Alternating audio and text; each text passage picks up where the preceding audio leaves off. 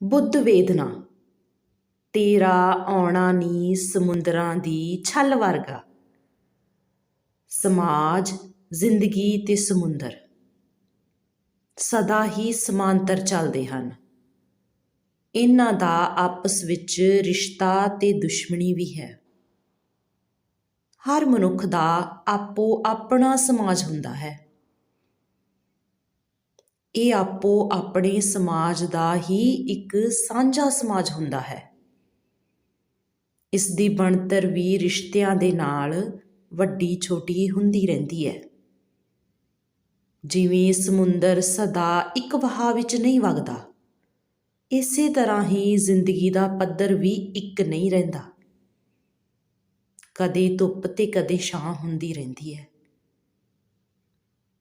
ਜ਼ਿੰਦਗੀ ਦੇ ਵਿੱਚ ਕੋਈ ਆਸਮਾਨ ਦੇ ਵਾਂਗੂ ਤੇ ਕੋਈ ਸਮੁੰਦਰ ਦੀ ਛੱਲ ਆਉਂਦਾ ਹੈ।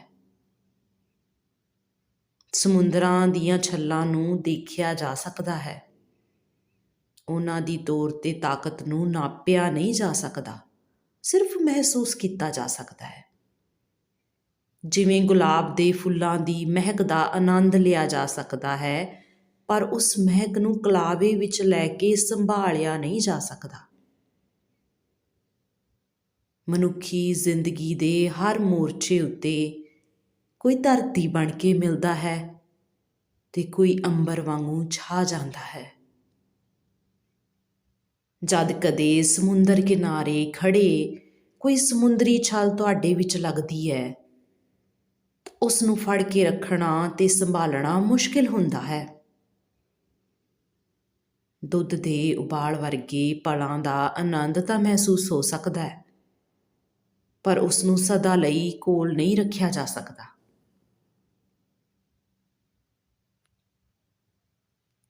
ਨਦੀ ਜਦੋਂ ਦਰਿਆ ਸੰਗ ਮਿਲ ਕੇ ਸਮੁੰਦਰ ਤੱਕ ਪੁੱਜਦੀ ਤਾਂ ਹੋਰ ਵੀ ਵਿਸ਼ਾਲ ਹੋ ਜਾਂਦੀ ਹੈ।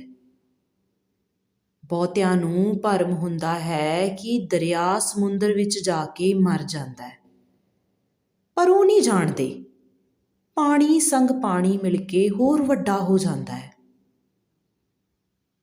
ਜ਼ਿੰਦਗੀ ਦੇ ਵਿੱਚ ਸਮੁੰਦਰਾਂ ਦੀਆਂ ਛੱਲਾਂ ਨੂੰ ਸਦਾ ਆਪਣੀ ਬੁੱਕਲ ਸੰਭਾਲ ਕੇ ਰੱਖਣ ਦਾ ਭਰਮ ਪਾਲਣ ਵਾਲੇ ਉਦਾਸ ਦੀਆਂ ਗੁਫਾਵਾਂ ਦੇ ਵਿੱਚ ਬਹਿ ਕੇ ਨਿਰਾਸ਼ਾ ਦੇ ਗਮ ਵਿੱਚ ਡੁੱਬ ਜਾਂਦੇ ਹਨ। ਦਰਿਆਵਾਂ ਤੇ ਨਦੀਆਂ ਦਾ ਮਿਲਣਾ ਤੇ ਵਿਛੜਨਾ ਕੁਦਰਤੀ ਵਰਤਾਰਾ ਹੈ। ਕਿਸੇ ਦੀ ਖੁਸ਼ਬੂ ਨੂੰ ਸਦਾ ਲਈ ਯਾਦਾਂ ਵਿੱਚ ਤਾਂ ਸੰਭਾਲਿਆ ਜਾ ਸਕਦਾ ਹੈ, ਪਰ ਡੱਬੀ ਵਿੱਚ ਬੰਦ ਕਰਕੇ ਨਹੀਂ ਰੱਖਿਆ ਜਾ ਸਕਦਾ। ਨਦੀ ਵਿੱਚ ਤੈਰਨਾ ਤਾਂ ਉਹਨਾਂ ਨੂੰ ਹੀ ਆਉਂਦਾ ਹੈ ਜਿਹੜੇ ਨਦੀ ਦੀ ਤਾਸੀਰ ਨੂੰ ਜਾਣਦੇ, ਪਹਿਚਾਣਦੇ ਤੇ ਮਹਿਸੂਸ ਕਰਨ ਦੇ ਯੋਗ ਹੁੰਦੇ ਹਨ। ਅਕਸਰ ਹੀ ਨਦੀਆਂ ਹੱਥਾਂ ਵਿੱਚੋਂ ਤੋਤਿਆਂ ਵਾਂਗੂ ਉੱਡ ਜਾਂਦੀਆਂ ਹਨ। ਕਦੇ ਦਰਿਆ ਤੇ ਕਦੇ ਨਦੀਆਂ ਹੱਥ ਮਲਦੀਆਂ ਰਹਿ ਜਾਂਦੀਆਂ ਹਨ। ਨਦੀਆਂ ਦਾ ਨੀਰ ਦਰਿਆਵਾਂ ਦੇ ਦੁੱਖ ਤੇ ਗਮ ਧੋਂਦਾ ਹੈ। ਜ਼ਿੰਦਗੀ ਕਦੇ ਕੱਸੀ, ਕਦੇ ਨਦੀ, ਕਦੇ ਦਰਿਆ ਤੇ ਕਦੇ ਸਮੁੰਦਰ ਬਣਦੀ ਹੈ। ਮਨੁੱਖ ਨੇ ਫੈਸਲਾ ਕਰਨਾ ਹੈ ਕਿ ਉਸਨੇ ਕਿੱਥੇ ਵਸਣਾ ਹੈ।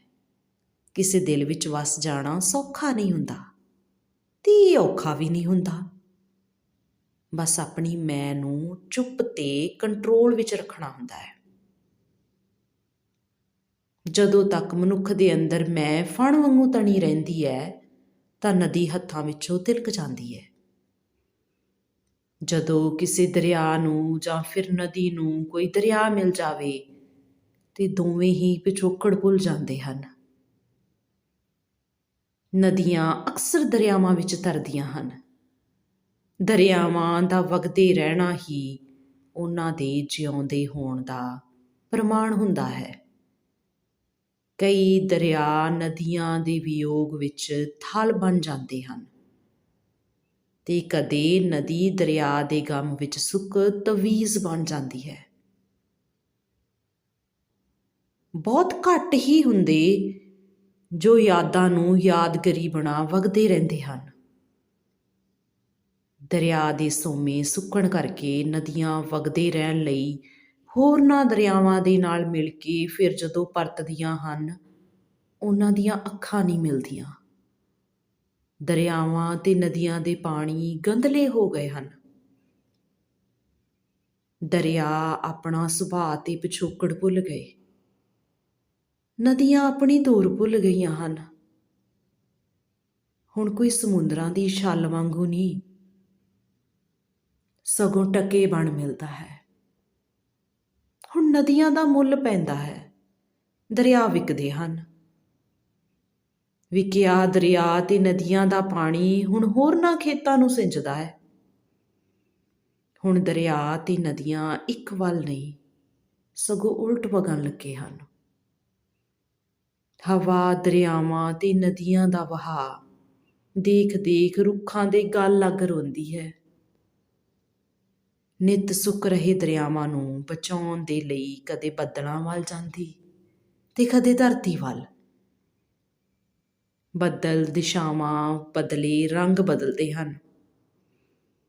ਹਵਾ ਉਦਾਸ ਹੈ, ਨਦੀਆਂ ਰੋਂਦੀਆਂ ਹਨ।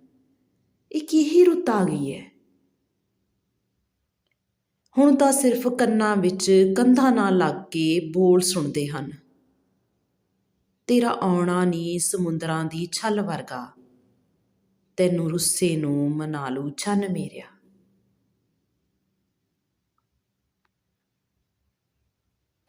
ਤੁਸੀਂ ਸੁਣ ਰਹੇ ਸੀ ਬੁੱਧ ਸਿੰਘ ਨੀਲੋ ਦੁਆਰਾ ਲਿਖਿਆ ਹੋਇਆ ਲੇਖ ਤੇਰਾ ਆਉਣਾ ਨੀ ਸਮੁੰਦਰਾਂ ਦੀ ਛੱਲ ਵਰਗਾ।